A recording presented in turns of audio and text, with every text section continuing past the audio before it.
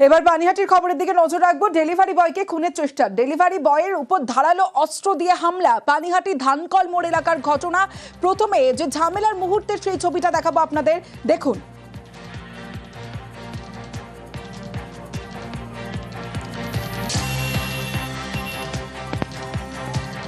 Delivery বয়কে খুনের চেষ্টা, ডেলিভারি বয়ের উপর ধারালো অস্ত্র নিয়ে হামলা। প্রথমে যে ঝামেলা এ হচ্ছে সূত্রপাত, এ মেন ঝামেলাটা শুরু করে এই লাল গেঞ্জি পরে যে আছে, ঠিক আছে, এর পুরো চোখ লাল, মানে নেশা করে ভক পুরো, ঠিক আছে, এ নেশা করে দেখুন কিরম বকছে, কোনো কারণ নেই, জল ছিটেছে 2 ফোঁটা, তার জন্য আজকে।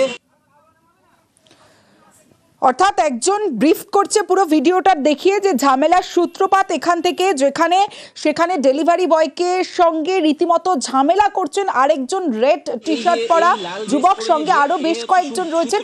কি থেকে ঘটনার সূত্রপাত, কেন এই হামলা, কেন খুনের চেষ্টা, জানবো। সরাসরি চলে যাব, সুবীর রয়েছে প্রতিনিধি আমার সঙ্গে, সুবীরের সঙ্গে কথা বলবো। সুবীর, ঠিক কি হয়েছিল, কোথায় সূত্রপাত? দেখো, এই যে বৃষ্টির জল, সেই বৃষ্টির জল জমে থাকা নিয়েই গন্ডগোল, এবং এই যে পানিহাটি পৌরসভার 4 নম্বর ওয়ার্ড ধানকল এলাকাতে পাশাপাশি 2টো বেসরকারি সংস্থার অফিস রয়েছে, এবং সেই জায়গা থেকে তার মধ্যে একটি বেসরকারি ডেলিভারি সংস্থার অফিস রয়েছে। সেখান থেকে যারা ডেলিভারি বয় যারা রয়েছেন তারা সেখান থেকে বাইক নিয়ে যাচ্ছিলেন, তখন অন্য অফিসের যারা গাড়ি যেখান থেকে যাচ্ছিল সেই বর্ষার জল ছিটকে গিয়েছিল তাদের গায়ে, এবং তারপরেই কিন্তু প্রথমে বচসা হয়, কেন বর্ষার জল, কেন গাড়ি জোরে চালানো হচ্ছে, এই নিয়ে কিন্তু বচসা হয়। বচসা হওয়ার পরে ডেলিভারি সংস্থার যে যারা কর্মী রয়েছেন তাদেরকে কিন্তু বেধড়ক মারধর করা হয়, রাস্তায় ফেলে মারধর করা হয়, বাস দিয়ে মারধর করা হয়, ধারালো অস্ত্র দিয়ে মারধর করা হয়। ঘটনায় 3 জন ডেলিভারি বয় আহত হয়েছেন, তাদেরকে ইতিমধ্যে বড়রাম হাসপাতালে ভর্তি করা হয়েছে চিকিৎসার জন্য, এবং যারা অভিযুক্ত, যারা মারধর করেছে তাদের নামে খড়দহ থানায় অভিযোগ দেওয়া হয়েছে। ঘটনার পর থেকে তারা পলাতক রয়েছেন, তাদের খোঁজার কাছে তল্লাশি চালাচ্ছে খড়দহ থানার পুলিশ। বেশ সুবীর।